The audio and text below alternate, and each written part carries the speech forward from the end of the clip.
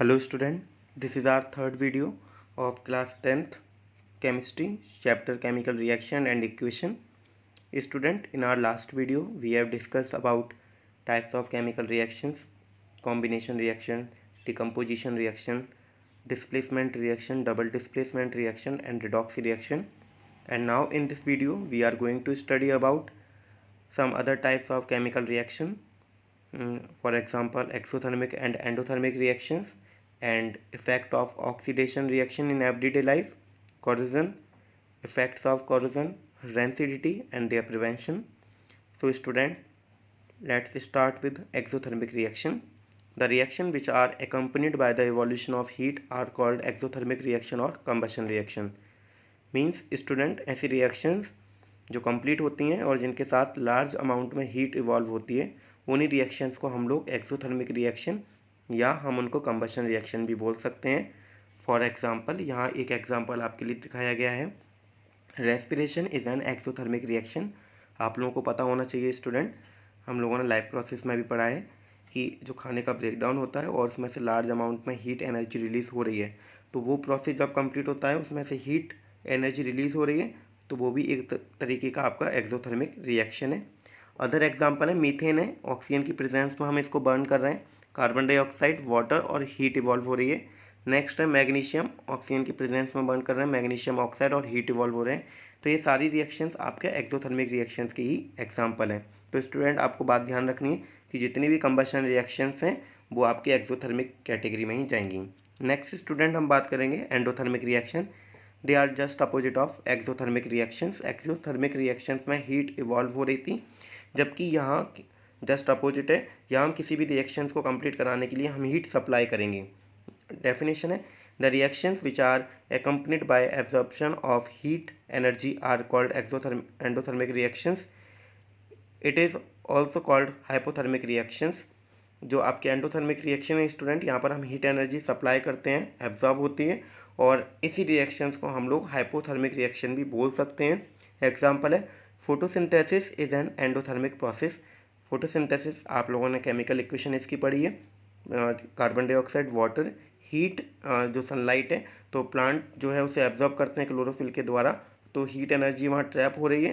Then it is an example of endothermic reaction. Other कुछ reactions हैं, जैसे HGO है, हीट की हम सप्लाई कर रहे हैं तो मरकरी अलग हो रहा है और ऑक्सीजन मॉलिक्यूल सेपरेट आउट हो रहे हैं. देन अमोनियम क्लोराइड है, हीट दे रहे हैं, इसको सप्लाई कर रहे हैं, तो यहाँ पर अमोनिया और हाइड्रोजन क्लोराइड ये प्रोडक्ट्स हमें मिल रहे हैं. नेक्स्ट है student, effect of oxidation reaction in everyday life.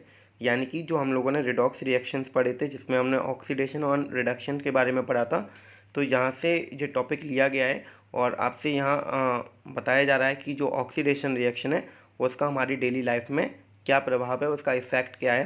तो सबसे पहले जो इफेक्ट यहाँ दे रखा है स्टूडेंट, वो आपका कॉरोजन दे रखा है. कॉरोजन का बेसिकली जो मीनिंग है कि कोई भी जो मेटल है, जब वो एयर, मॉइस्चर, वाटर या एसिड के कांटेक्ट में आता है, तो जो मेटल है वो धीरे धीरे वीक हो जाता है और उसके ऊपर लेयर भी डिपॉजिट हो जाती है. उसी प्रोसेस को हम लोग कॉरोजन बोलते हैं. आप लोगों ने मोस्ट कॉमनली आयरन में देखा होगा, आयरन में कॉरोजन लगने के प्रोसेस को हम लोग रस्टिंग बोलते हैं. डेफिनेशन है, the phenomena due to which metals are slowly eaten away by the reaction of air, water and chemicals present in the atmosphere is called corrosion. अब स्टूडेंट, हम बात करेंगे इफेक्ट ऑफ कॉरोजन. हम लोगों ने अभी समझा कि कॉरोजन होता क्या है, अब इसके इफेक्ट्स क्या हैं वो हम लोग समझेंगे. फर्स्ट है, corrosion causes damage to car bodies, bridges and all object of metals, especially those which are made up of iron.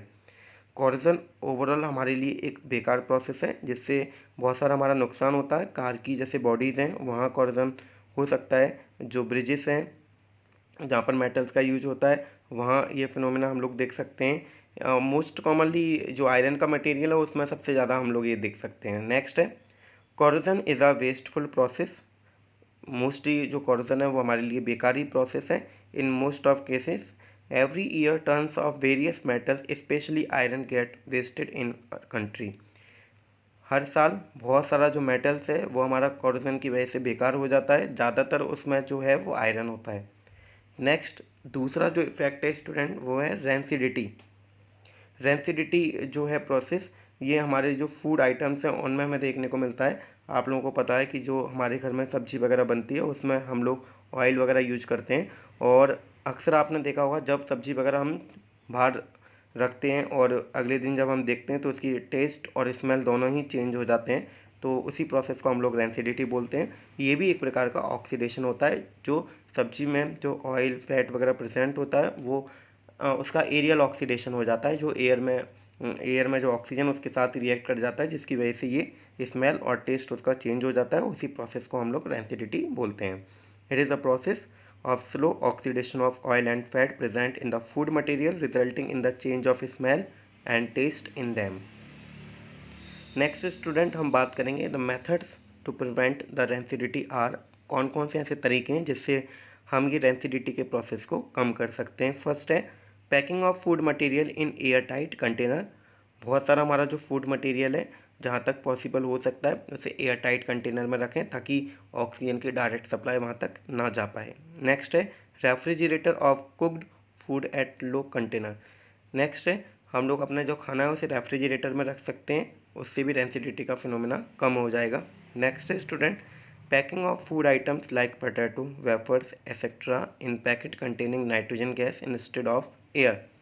जो आपने देखा होगा पैक्ड फूड आइटम्स आते हैं जैसे चिप्स वगैरह के पैकेट आते हैं, इनके अंदर भी गैस प्रेजेंट होती है, लेकिन वो सिंपल एयर नहीं होती है, उसमें नाइट्रोजन गैस प्रेजेंट होती है। बिकॉज नाइट्रोजन जो गैस होती है वो केमिकली अनरिएक्टिव गैस होती है, ये ऑक्सीजन को डायरेक्ट रिएक्ट नहीं होने देती है, जिसकी वजह से जो हमारे पैक्ड फूड आइटम है वो काफ़ी समय तक सेफ रहते हैं।